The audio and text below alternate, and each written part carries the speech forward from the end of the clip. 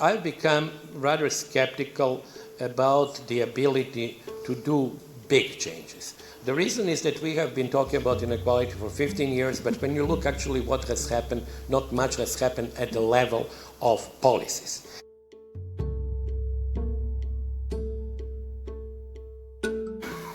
So I wanted to start with a quote that you've used, actually, from Adam Smith. He wrote, "No society can surely be flourishing and happy of which the far greater part of its members are poor and miserable." You study inequality. Why does it matter? I think inequality for the country is important, in my opinion, because without a reasonable level of equality and ability to sort of do well in one's life, I think that growth is affected. So actually I don't believe, like many people do, that the two things are mutually sort of exclusive, or that the more of equality you have, the less is growth. I think at some point, yes. But within the normal scope of the numbers that we have, I think lower inequality means higher growth. But for a long time, economists forgot to study inequality. Yeah. And you, in one of your books, you talk about an eclipse. Yeah. That is basically from the 20s to your work and Sayers and Piketty work. Can you explain why there's been this disappearance of the study of inequality, and why all of a sudden has come back as a big, big topic? I think there are three reasons. I will not sort of lay blame to, like in percentage terms, to each. One of them, there was endogenous evolution in economics, which is really very much into looking at general equilibrium and prices. Now, the problem with that is that if you have that point of view, the endowments, which means how much capital you have, what type of labor you have, and so on, really come into the play only when you actually pay them. Like when you have rate of return, so much, you know, you have so much capital, that's the total amount that you get. But in the classical literature, in Adam Smith or Marx or Ricardo, the question is actually, how did you acquire that capital? But that question is not asked by general equilibrium. So that's, I think, one reason.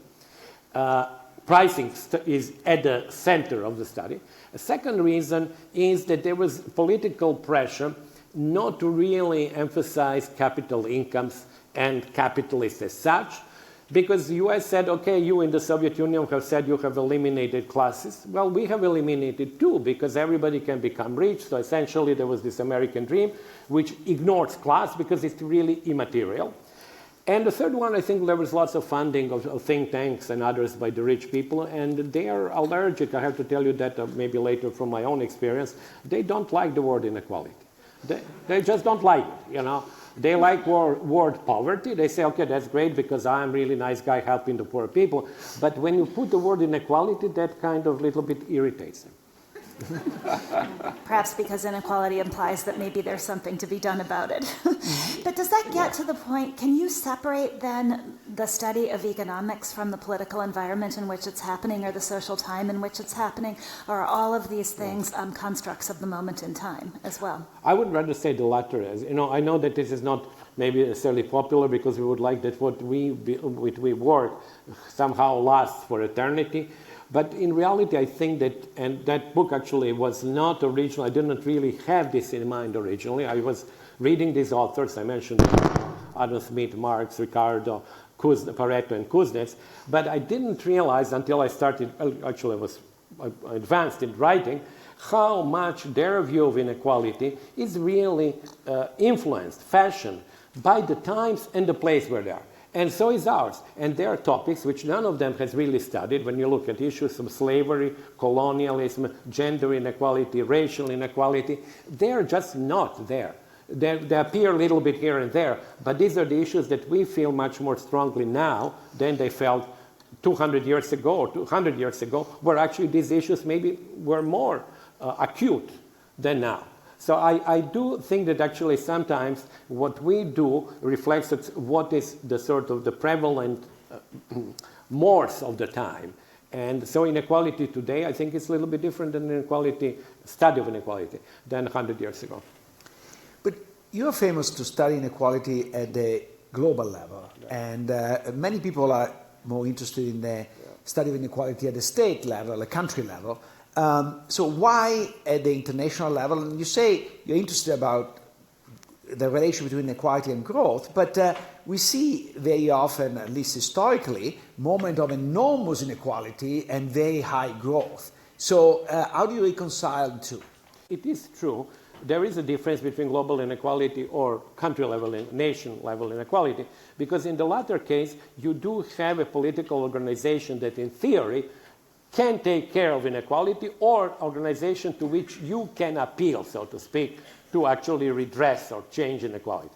At a global level, such a thing simply does not exist. And so there is a difference. However, what is actually interesting about global inequality, particularly now with globalization, is that we have witnessed a period of dramatic changes in relative positions and the ranking of different people in different countries. And when I say countries, I don't mean country as such. I mean people from the countries. So that really meant that certain classes, certain groups of people have done extremely well, and the others have not done well.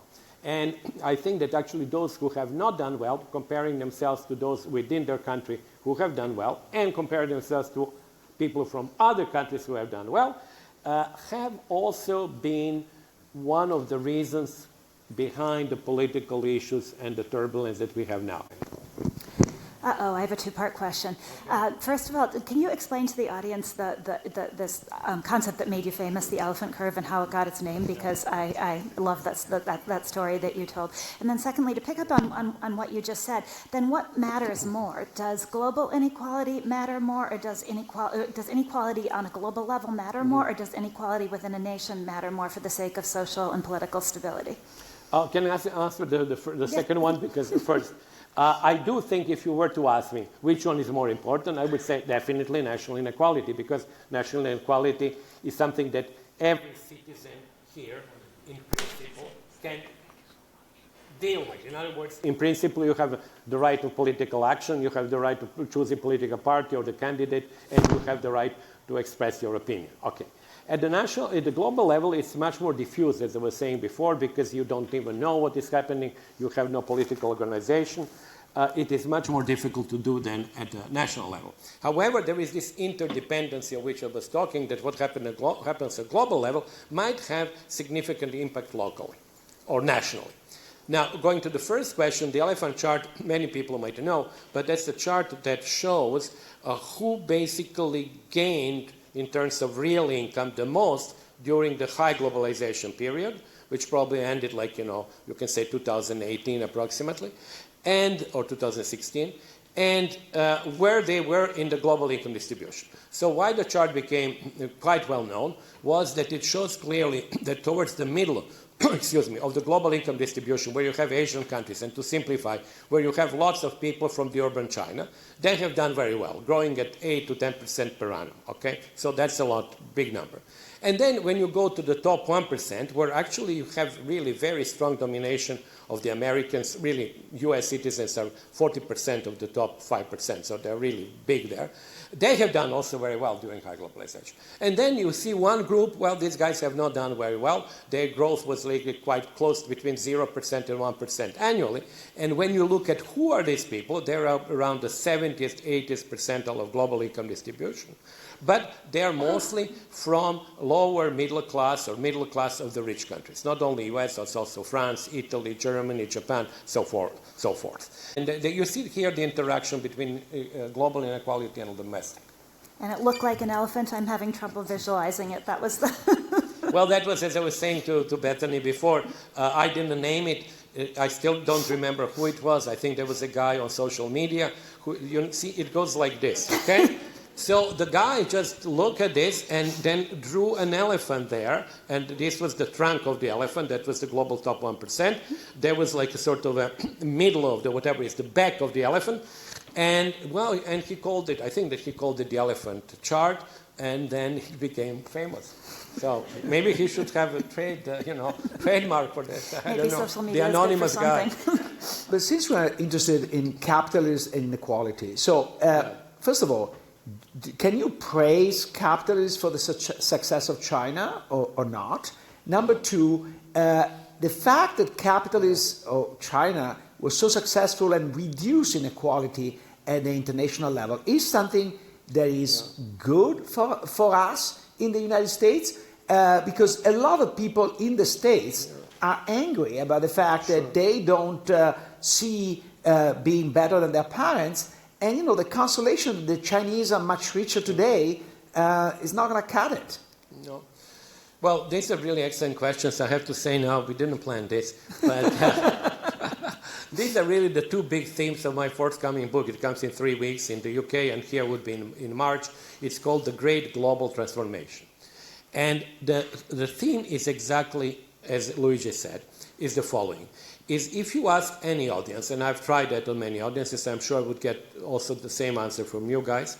If you ask them two abstract questions. Are you guys generally in favor of mean country incomes becoming more similar? And they'll say, okay, Mexico becomes more similar to the US, Algeria more similar to France and so on. Everybody says, yes, why not? This is really nice. It would be nice if the world was more equal. Then you say to them, okay, second question, are you in favor of reduction of global inequality, where I actually define inequality between citizens, actually between individuals? So it's no longer countries, it's actually not mean income, it's individuals. And people say, yes, we are all very much in favor of that. But then you say, okay, the first equality that is happening means that China, as you were saying, is getting richer. The whole economy of China by 2015 has overtaken the US in PPP terms. It's only 30% below US in terms of market exchange rates. That creates the political problem. There is one hegemon, there is one would-be hegemon. So suddenly this good development becomes a source of international friction.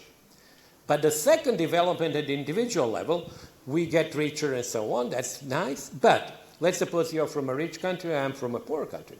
But then at some point, and that's what happened with the Chinese and others, who overtake Western middle classes. So you might not necessarily like that idea of being overtaken, and maybe at first you would not even see that they're overtaking you. But over the years, you would realize that you cannot go to big sporting events because they're internationally priced. There will be Chinese and Indonesians there and not you.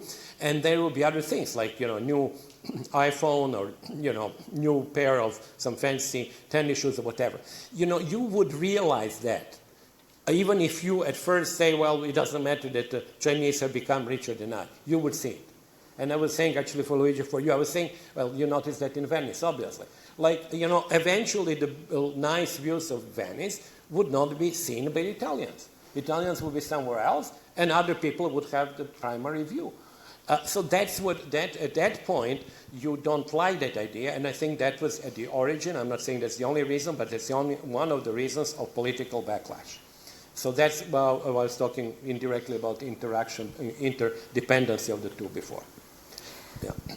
So if inequality is a flaw of current capitalism, is it fixable under capitalism as practiced in a Western democracy? Are the mechanisms there for it to be self-correcting, or does there need to be an intervention by the state? And if so, what kind of intervention? I think there has to be an intervention by the state. But I have to say that I've become rather skeptical about the ability to do big changes. The reason is that we have been talking about inequality for 15 years, but when you look actually what has happened, not much has happened at the level of policies. But there are certain things that have happened, and people don't write about that. For me, the interesting thing is that the UK inequality has now been on a decline for about 6-7 years. So it was not, we're not talking about some bizarre event. We're really talking of one of the major countries with a decline of inequality. Chinese has been on a plateau. US too has been actually income inequality with Gini coefficient, or you look at the share of the top 1% or 5%, has been sort of stable. The interesting detail about the US, and I have to show you that because it shows the power of the government or the state. During COVID, what happened during COVID? The market income inequality before government intervention went up by 1.5 Gini point. Now, it doesn't mean much to many of you, but it is a significant number given that the whole inequality in the US is 40. So 1.5 went up. Okay, what happened at the level of income that you receive after government transfers and taxes? It went down inequality went down by 1.5 points. Why? Because the US, through the CARES Act and other acts, distributed 15 or 18% of GDP.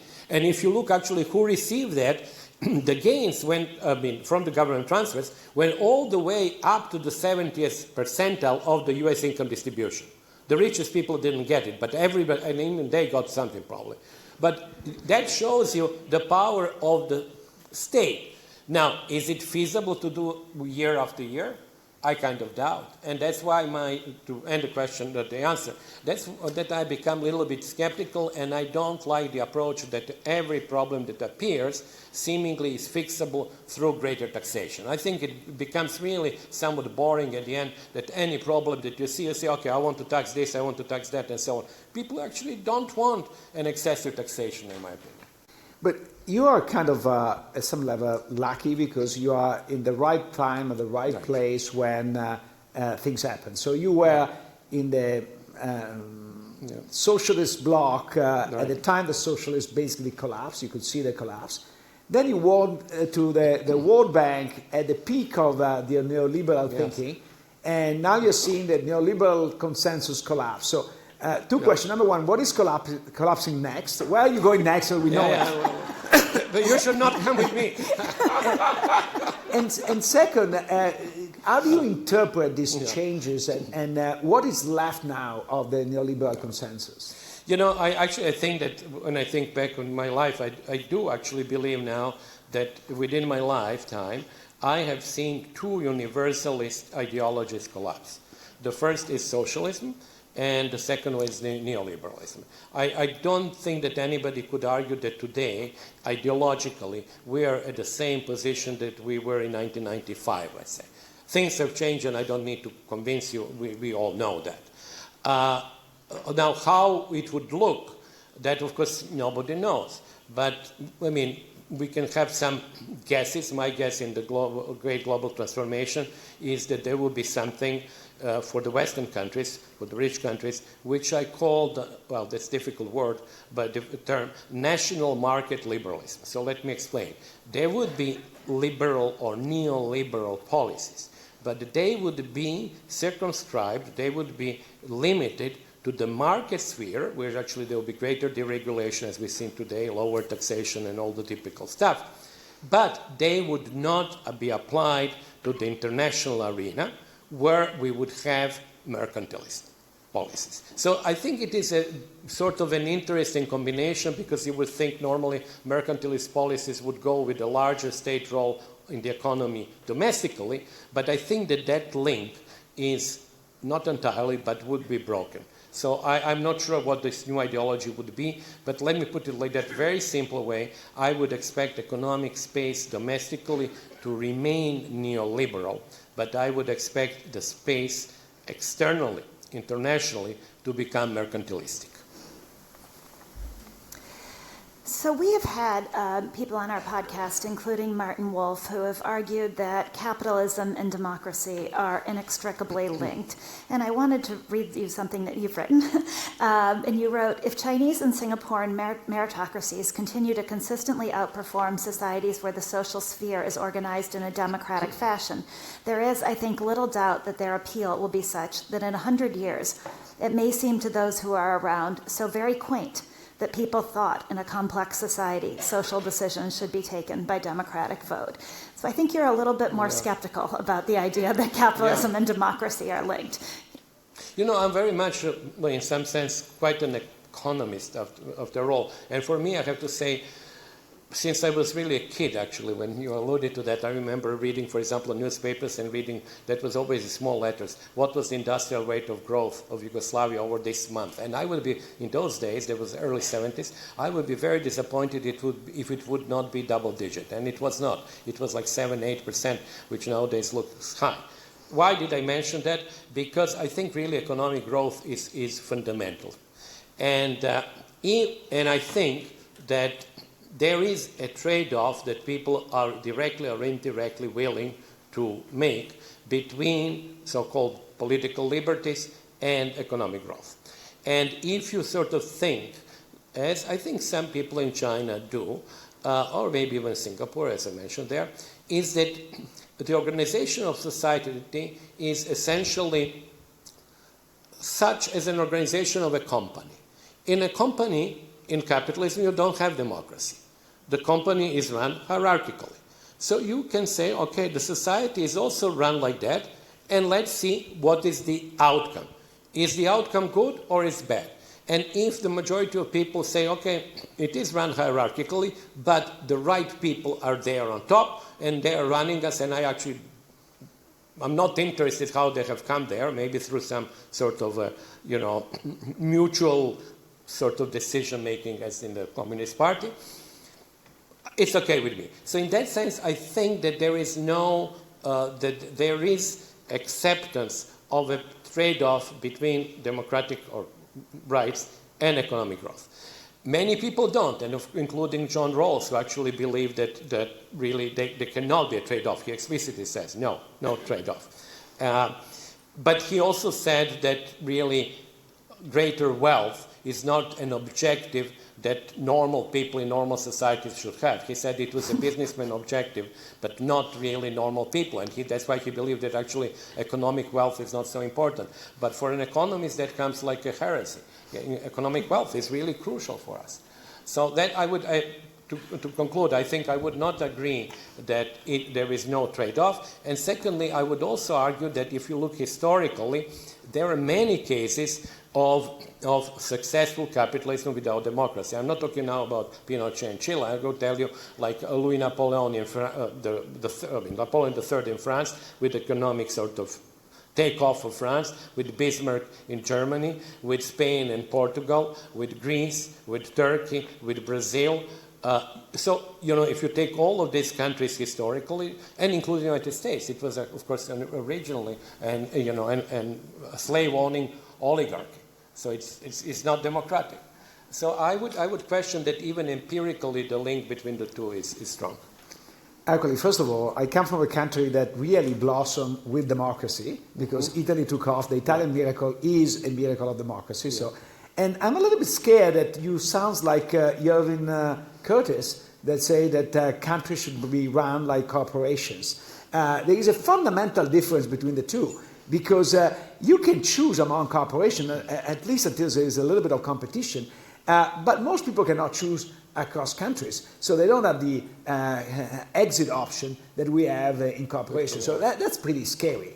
No, I'm just saying that actually that many people might think that the rules which are at the corporate level, which are hierarchical rules, because you can also say, and there, of course, as you know, the whole literature about transforming the workplace to become a democratic workplace. Well, it seems not to work. It seems that we want to have hierarchical organizations in order for the companies to work better.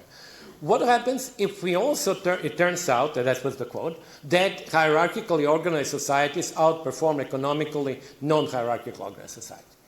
And just if I may, I think the countries that have gone through dictatorship into democracy and had economic growth continue and had an increased international importance, our countries very happy with democracy. And I'll give you a few. Italy, as you mentioned. Spain, definitely. Liberalization in the domestic life, much greater importance of Spain as such.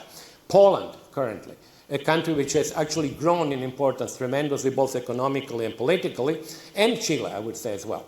So the countries where this transition has been linked with social democratization, liberalization, and with the greater importance of the country and consequently pride, I think they are very stable. I mean, they may not be in the future, but currently countries where democracy is very highly praised or valued. If you take Russia, well, democracy was a failure, and that's why we have the situation now. So if America's capitalists care about preserving democracy, what should they do? What should we do? Well, that's a difficult question, isn't it? Sorry. Well, I think in order to preserve democracy, one has to have a variety of voices being heard. And the variety of voices has to be expressed also through the political arena. That, in my opinion, means a much lower role for private money. Unfortunately, this is, of course, something that is not very realistic because both parties depend very much on money. And there are, of course, as you know, studies that show that. Actually, there was a very nice book that the book bought recently at Brookings, which goes into very huge detail. So, I would ask them if they would all decide not to contribute and to use money to run the political system. But that is a double commitment. Maybe I would agree with that, but you might not agree with that. And of course, in that case, I'm not going to do it either myself. But I believe that diversity is absolutely crucial. Let's put it like that. And I think if there is a need to maintain something, it's diversity of opinion. But I know that you have criticized sort of redistribution as a way to reduce inequality because it's very limited. But let's talk about what is currently in jargon known as pre-distribution. So impacting the market system so that the distribution of the outcomes are not so too extreme. How do you see that? And do you see that as a new line of thinking in a new consensus, or you think that this is a lost cause? No, I really believe that it's not entirely new because it existed before, but it is a new line of thinking. Let's try to put it like this. Let's suppose that we would really, taxation is very good and, subsidies for some activities or whatever for, government transfers are good. But it seems that in many rich countries, we have reached the limit of public acceptance. When tax rates become very high, when the overall tax stake becomes high, and when your doubts about the efficiency with which government uses that money become low, as it happened to me coming here by Uber, I had the same discussion with the Uber driver. And, he just doesn't believe in government. He says they are here to steal, and why am I paying every time toll road coming here? I said, because you're using the road. He said, no, the taxpayers should be paying, and they pay for this. I'm paying that for the politicians to steal the money. He says to me, do you know a single politician who is not rich? I said, well, hard to find, but maybe there is somebody. So what I think actually, if we have reached that point, then the alternative, which is pre-redistribution, means technically, I'm not saying it's easy to do, but I think means technically making more people having capital assets, which means that they would have a broader distribution of wealth and capital, having more people receive shares in the companies where they work, which also would be an introduction of wealth into lives of many people. And I'll give you a number for the US in a minute, which will surprise you.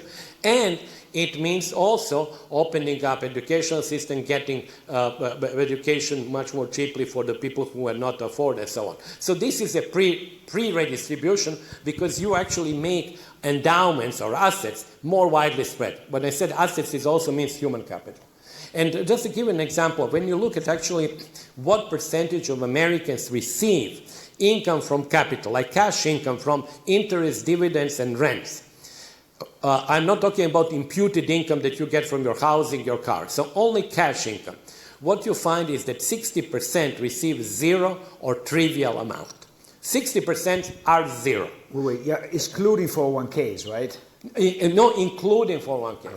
Including because you receive it, you have, but sure. You're only a segment of the population. Yeah, that's a big chunk of the population where as a pension fund depends on that return. Yeah. And it makes a difference of 4 or 5 percentage points in the UK and Norway, and the US probably 3 or 4. But we are talking about majority. The mean, believe it or not, if you look at this is CPS, current population, CBS, current population census. And the median income, cash income, from financial assets is $22 per year per person. Wow. You buy, as I wrote about, you buy one in Manhattan, it gives you one glass of rosé or white wine. That's what the median is. Now, of course, when you move towards the richer, it's obviously much, much higher. But what I'm saying is that you really have a hockey stick distribution when it comes to capital. And if artificial intelligence means that the share of capital in total national GDP goes up, then the hockey stick would really hit you very hard because inequality would be higher. So we have time for one last quick question. You've in your forthcoming book, you write about a new concept called homopluteia. Am I pronouncing it correctly? Yes. So can you quickly explain why that is and why that has a potential moral tone to it that may also be dangerous? Homopluteia is by definition, I define it by looking at all these numbers. And if you look at the following thing, you say, okay, let me take 10% of the richest Americans. How much, where do they get their income? Let's divide it labor and capital. What you find out that more and more in rich countries, it's not only the American phenomenon, but all rich countries, among these 10% who are the richest, they are also, 1/3 of them are among the richest workers in terms of high earnings, among the richest capitalists in terms of high capital income. And that's what I call homopluteia. And that is an interesting phenomenon because we all know in a classical capitalism you would have 10% richest guys, but they have lots of capital. They are not going to work. And if you look at Brazil, Peru, and Mexico, indeed, they don't work. They are the richest 10%. They are the richest in capital, but they are not richest in labor income. So that's a new concept. And why there is maybe a certain ethical and moral issue there is that these people do like actually to work. And we know from statistics that they work even more hours than other people. But they tend also to espouse what is called old-fashioned virtues, which include virtuous behavior, but also believe that others who have not been as successful have failed because of some moral or intellectual failure in them. And those people don't like if you think about them that way. So it ends up in the same place we began our discussion, which is with inequality and what people want to talk about and what they don't want to talk about. Thank you all. Thank you very much. Thanks a lot. Thank you.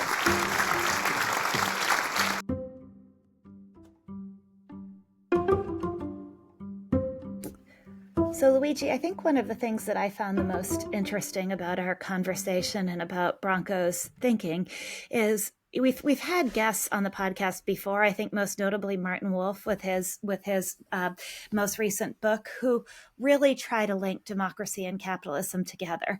And in my math major brain, it has always felt a little bit less than stable. In other words, it has not felt like a QED proof. It's felt like, okay, I can see how these things go together. But I think Branko is the first person who has said they don't necessarily have to go together, and that models of capitalism that deliver for more people may not be democratic and may be the ones that thrive in the end. And I found that it both made sense to me, but it also obviously worried me. What did you think? So I think it depends very much on what is your definition of capitalism, in the sense that clearly we can have capitalism without democracy. I think that Chile under Pinochet was an excellent example of that. The question is whether we can have a capitalism that works for everyone without democracy. And I think that, to me, that's impossible. And I don't think necessarily Branko disagree with that. And I think there is a growing number of people. I'm not sure Branko is among those, but certainly there are a lot of people thinking that at the end of the day, China was very good to deliver without democracy. Why don't we do like China? Yeah. I think it's a real challenge for democratic systems. And if you do believe that inequality is one of the animating forces in our world today, or rather maybe one of the destabilizing forces, then systems that appear to deliver less inequality may thrive more than those that don't. And you would think that a democracy, at least in its ideal form, would deliver less inequality than a more autocratic system.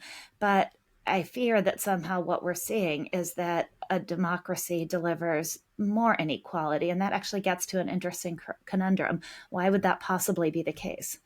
Because you would think that a system that allows more people to have a voice would automatically deliver more for everybody. But that's not really the way it's going right now.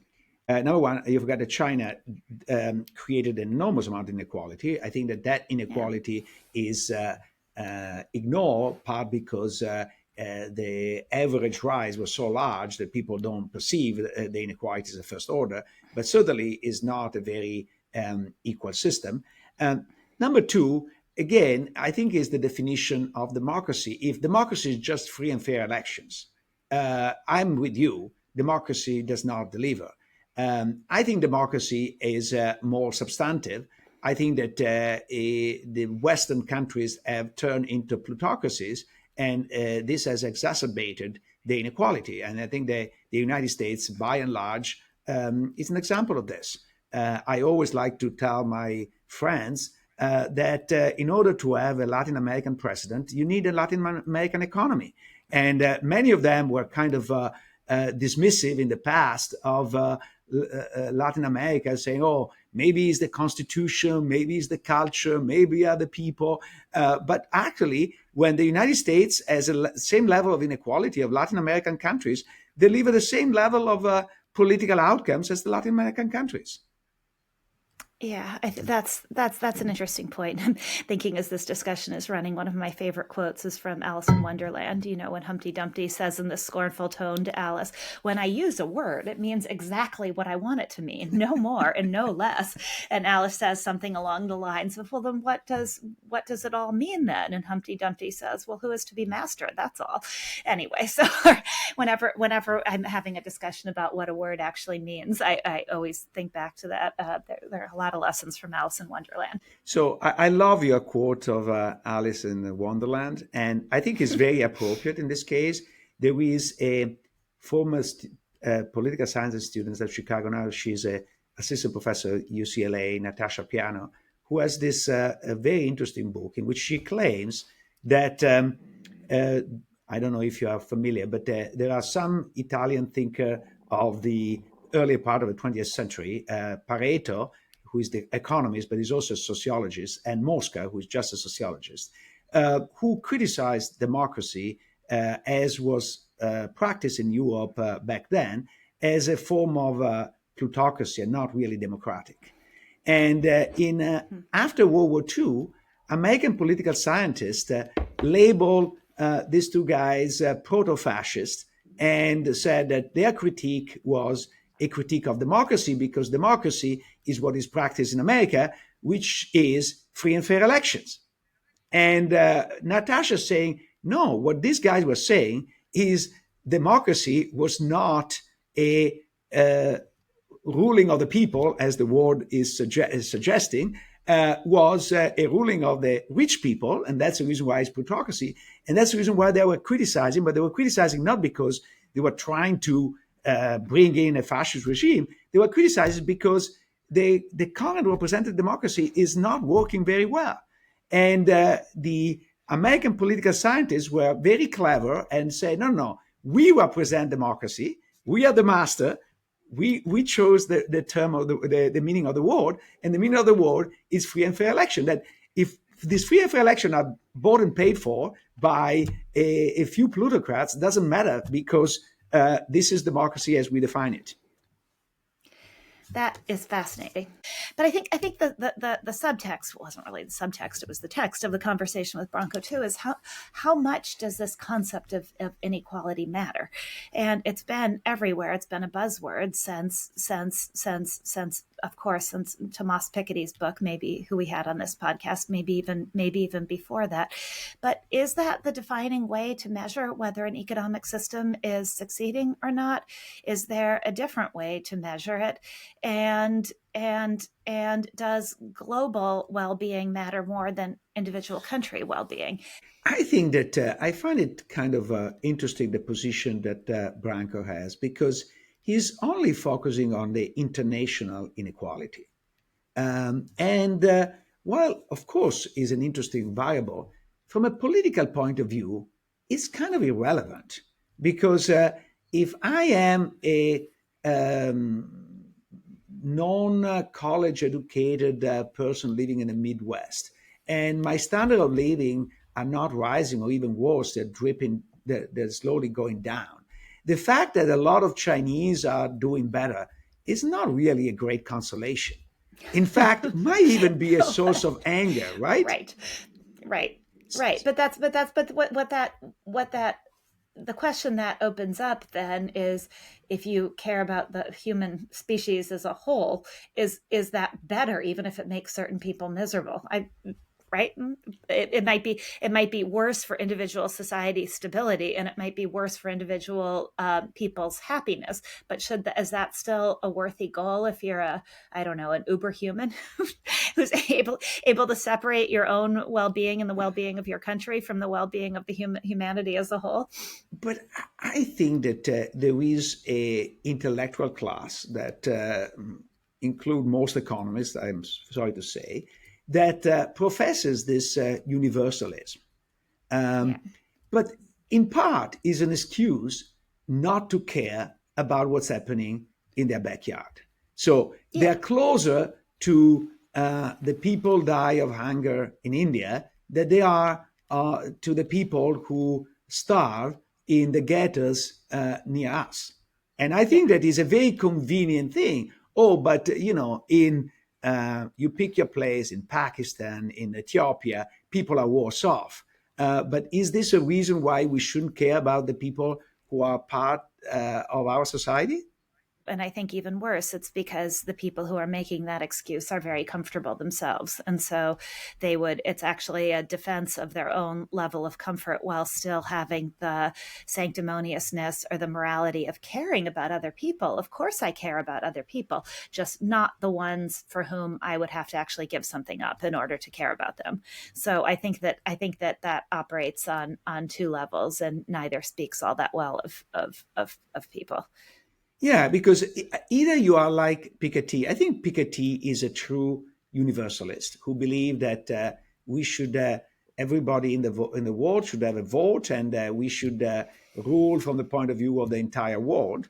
I don't think many people are ready to jump to this conclusion.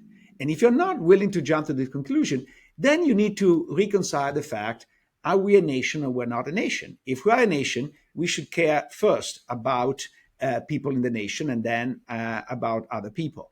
And inverting that order, I think, is ignoring the political reality of nation states. And maybe you want to get rid of nation states, but the nation states are important.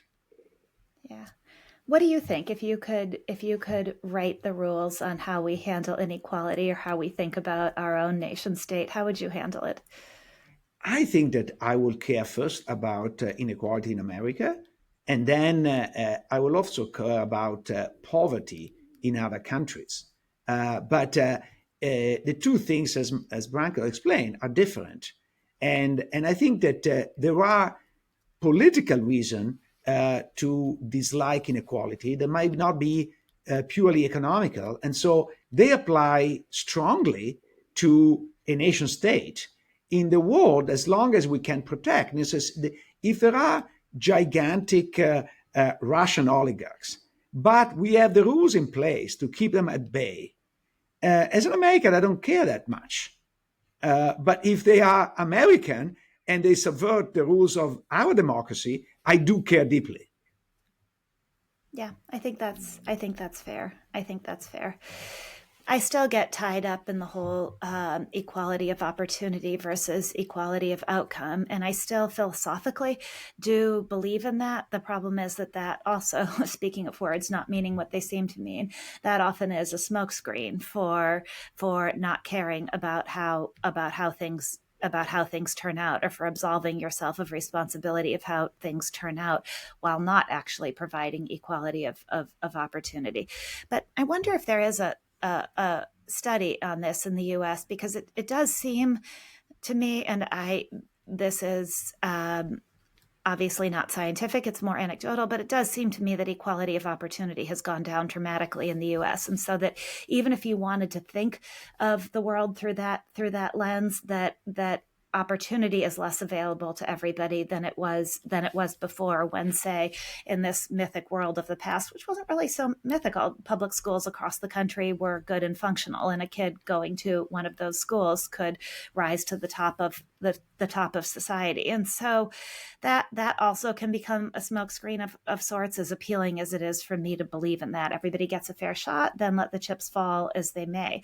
I don't know how well that works for a stable society, but it's certainly better than everyone not getting a fair shot. That's for sure. But I think that we need to strive toward equality of opportunities. And I think that, as you said, a good public school education is the first pillar to build in that direction. But even with equality of opportunities, we know that there is lack. There are a lot of other things that get in the way. And so that is not an excuse to ignore some form of distribution ex post, especially for the people who are particularly left behind. Yeah. What do you think of the whole pre-distribution versus redistribution argument? When you say ex post, how do you mean distribution for the people left behind? And how do you think of this whole concept overall? I think that it's a very interesting twist that now economists are considering, because since the early 90s, there was a universal consensus that the right thing to do was to let the market work its magic and then intervene ex post to redistribute income. And the only difference between left and right, at some limit, or at least between left and right economists, is how much redistribution ex post you want to do it. In reality, the system did not work so well. Number one, because the distribution did not go up, the distribution ex post, but if anything went down. The second is because the opportunity even to intervene in having a more fair economy, think about the antitrust, was massively impeded by the wealth distribution. And so people are now thinking about we should make sure to create the conditions where the rewards are are less extreme than in a complete laissez-faire economy, because once the return are too extreme, it's very difficult to fix the problem ex post. And so I think the idea is a very good idea. Now, as very often the case, the devil is in the detail, is what you can do to make this happen.